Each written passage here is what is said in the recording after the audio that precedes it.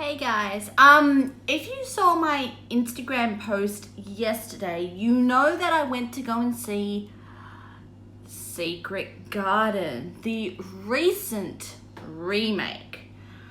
And I do mean that recent because there was a release done in 92 with Maggie Smith playing the role of the housekeeper, but in this one it's actually her HP co-star Julia Winters.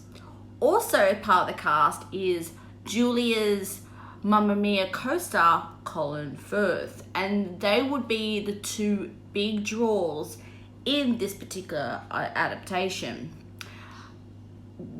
As my mum and I were watching this movie, we noticed changes that weren't in the previous remake of this particular beloved story. We went a bit more of the backstory of their respective mothers, the two children, the young girl and the young girl that was raised in India and went to live with her uncle, and her cousin, in this case, Colin, which is a little ironic when Colin first starts screaming out Colin. I was like, really? And I believe her name was Mary. The relationship between those two sisters and what caused Mary's mother to fall ill.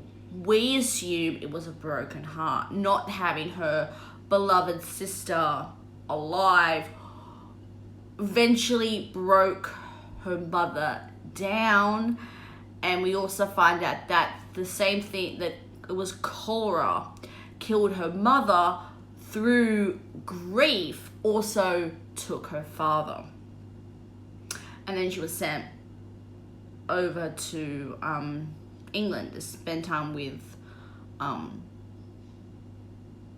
Firth. We found that the whole thing was so beautifully put together, especially the garden portion of this.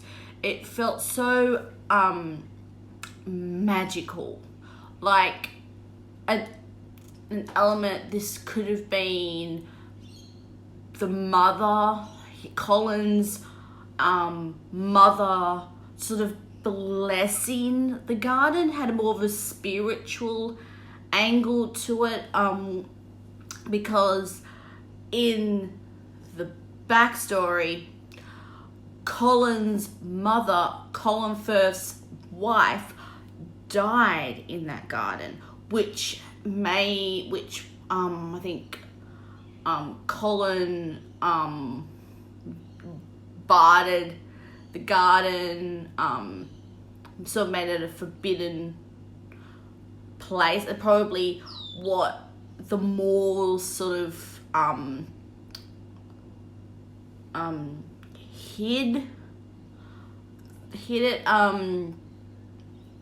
They also changed the ethnicity of the other main servant we actually get involved with.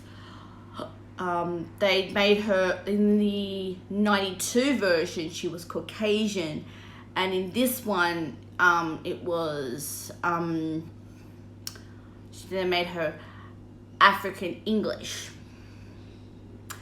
which I think probably talks to today's times, but the change wasn't so significant that it impacted the story. They just found an actor to portray the role of the she's not really a servant, I would say more of a housemaid.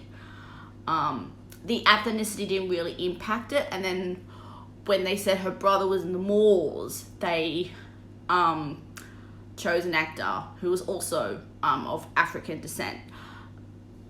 That sort of change doesn't really impact me so much, but I think I'm not sure, because I have not read the novel in a long time, whether or not the original author made that servant Caucasian or African American?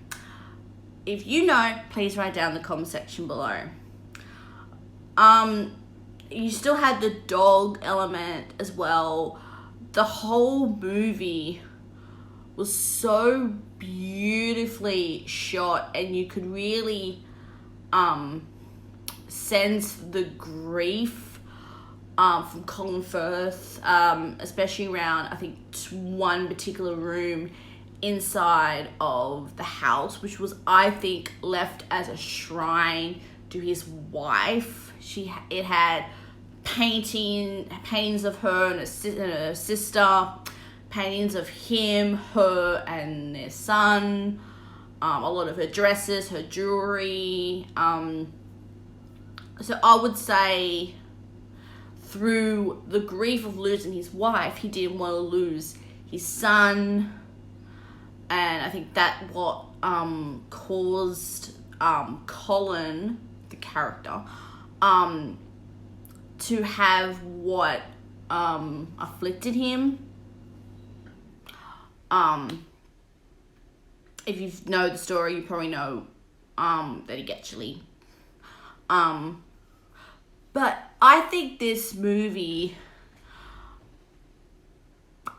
was poorly timed release. I think this would have had such a wider audience if it wasn't dumped in COVID time. Similar reaction I've got with I want to see the New Mutants. Bad timing. This also suffers from bad timing. But I know that Studio Can just wants its money back, its investment back. I think when people discover this on home media through either digital sales or Blu-ray sales, this movie will go gangbusters. I think it's just poor time release. That's all I can claim for this one.